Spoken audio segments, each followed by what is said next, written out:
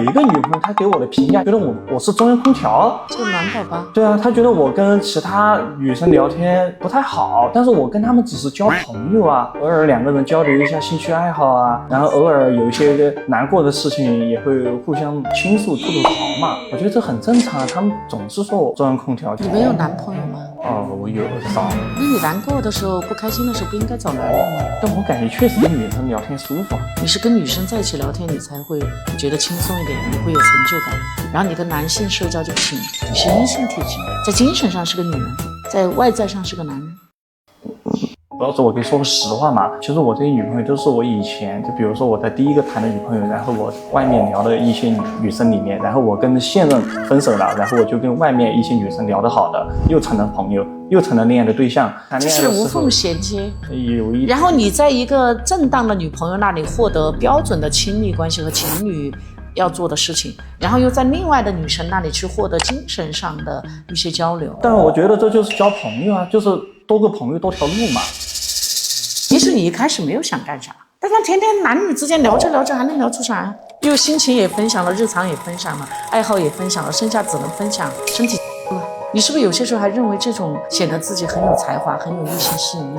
很多女生都喜欢跟你当男闺蜜。说实话，跟他们聊起来确实也开心。我觉得他们跟我聊天有精神共鸣啊，但是也确实对我也有困扰。就是你在吃情绪麻醉剂了。说白了，这些女生都是你情绪的麻醉剂，而不是解决你情感真正的需求。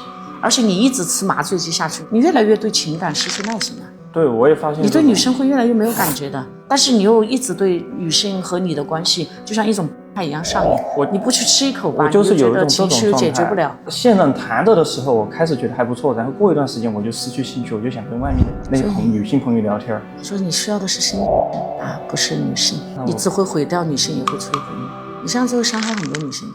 那我应该怎么解决？因为我现在确实，你从小跟妈妈他们在一起多一点，多一点点，对，妈妈会更善于跟你聊天一些。对，我爸不跟我聊天，那自然咯。所以你阴性体质过重了嘛？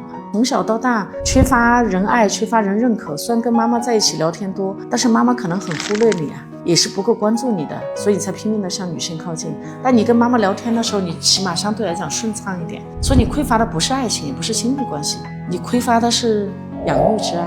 原生家庭之伤。你现在还能对哪个女生很热爱吗？好像也不能，就热爱了，但是以后又失去兴趣了，深度关系进入不了。然后就算遇到好姑娘，一看你这么渣，你觉得你能拥有她吗？说难听一点，有点治，而不是去传染，你说呢？